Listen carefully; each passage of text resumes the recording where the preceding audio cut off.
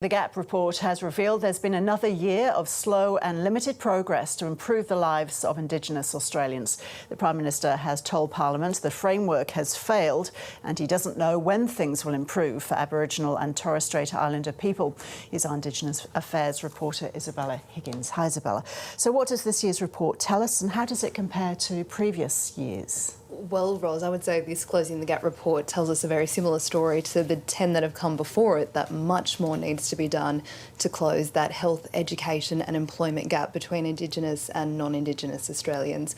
Only 2 of the 7 key targets were on track. They were targets around Year 12 attainment and early education, but those other key areas around life expectancy, child mortality and other education targets are not on track. And these targets actually don't aim to have Indigenous Australians on parity with non-Indigenous Australians. It's just to reduce that level of disadvantage. So it's a disappointing result, and the Prime Minister didn't mince his words on that in Parliament earlier today. He said it's devastating, but he hopes that the government's plan to restructure this policy may help moving forward. So let's take a listen to what he had to say.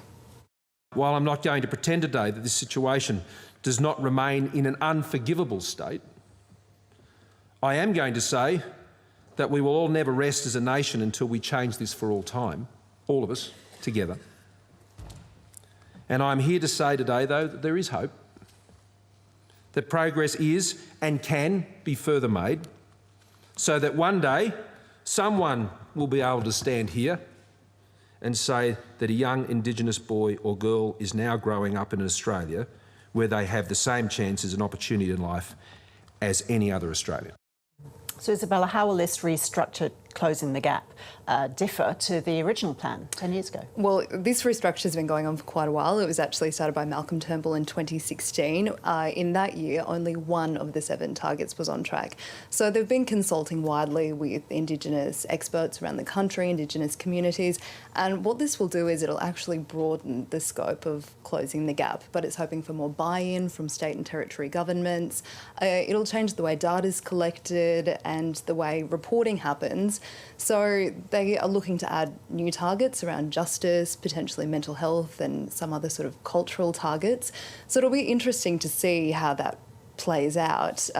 Certainly there's some scepticism in the community about whether this refreshed process will do any better, seeing as the last Closing the Gap has returned poor outcomes almost every year.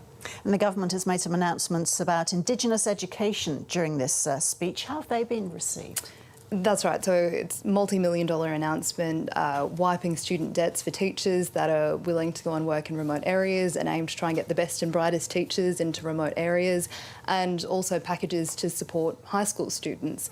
It's been a mixed reaction. In theory, most peak Indigenous organisations have supported investment in Indigenous education, but I think they think this policy might ignore the fact that the majority of Indigenous students actually live in cities or regional towns, and question if that money could have been better spent. Isabella, thanks.